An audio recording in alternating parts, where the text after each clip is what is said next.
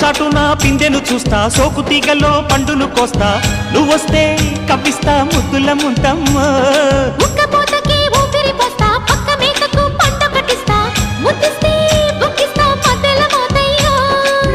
ఓలమ్మో పుకారులు షికారుగా రావమ్మో, ఎదలే ఏడెక్కిస్తే ఎట్టావులమ్మో.